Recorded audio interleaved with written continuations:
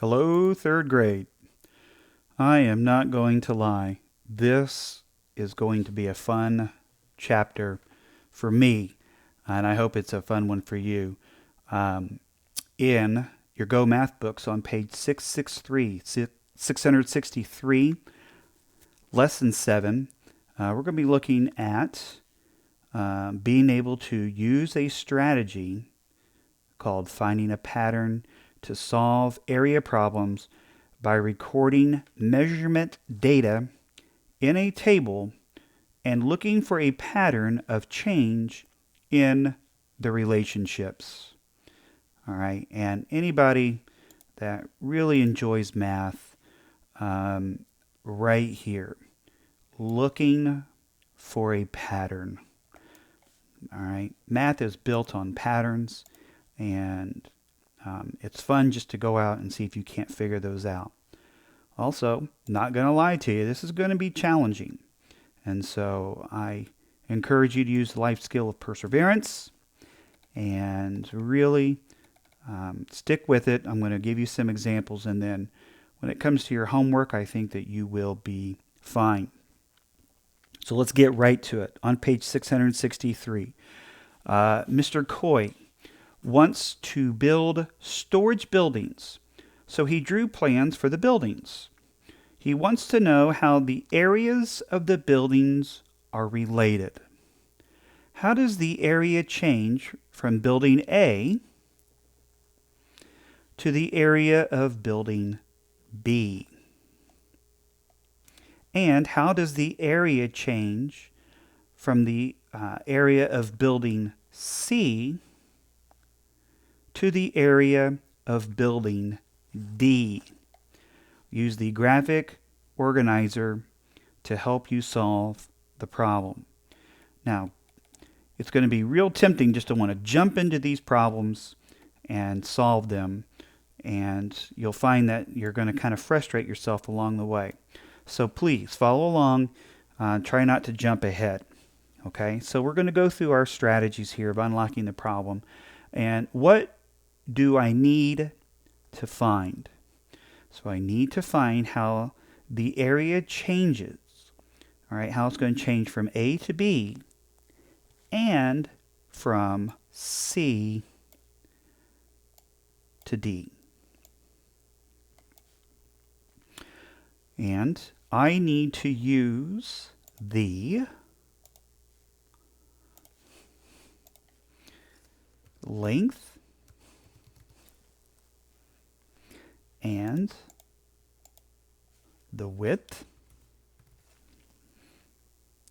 of each of the buildings to find its area. And then finally, how will I use the information? I will record the areas in a table, which is down here. Then I will look for a pattern to see how the areas will change. All right, so now that we've got an idea of what it is we're supposed to be doing, let's get to it. All right. So I'm going to complete the table to find the patterns and solve the problem. So let's look at building A. All right. So coming back up here to building A. It had a length of 3 and a width of 4 feet. All right, so we're going to come back down here and we're going to fill in this width here. 4 feet. Now the area is equal to length times width. So really we can just say 3 times 4 equals 12 square feet.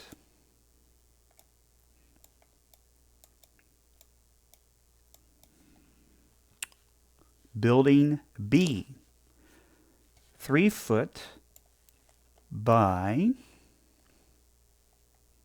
8. All right, 8 foot right there. So we'll come back down here. This is 8 foot.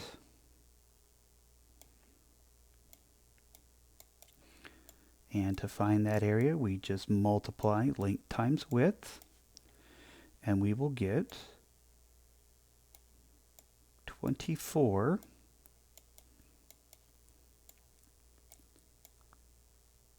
square feet. Okay, so we've got our first comparison done with the buildings. Now let's go and look at buildings C and D. The length, well, the length is the same for both of them. All right, we have a 6 by 4 and we have a 6 by 8. Okay, so this was a 6 foot.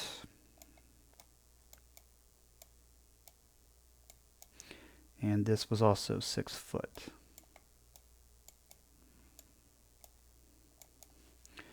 Multiply those together, and we will get 24 here. So 24 square feet. And 6 times 8, 48. Now, if we were unsure if our multiplication facts, if we weren't 100% sure on them, at least in this example, you can go back up and actually count the number of blocks. Okay, so count across here. All right, 1, 2, 3, 4, 5, 6, 7, 8, 9, 10, 11, 12, so on and so forth till you get to 24.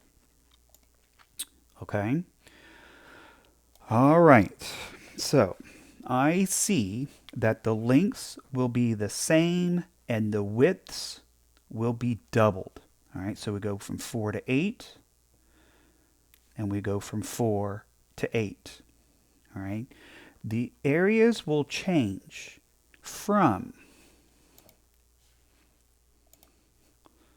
12 square feet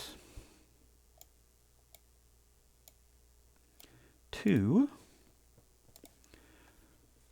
24 square feet. And from 24 square feet to, not 24, but 48. Key thing here, all right? If you need to shake yourself to wake up, this is one of the most important things here of this that I want you to see.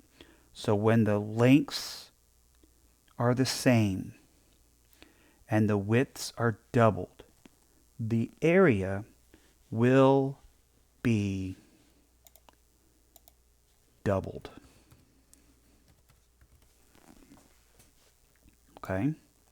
So one stays the same, the other one's doubled. The whole area is going to be doubled.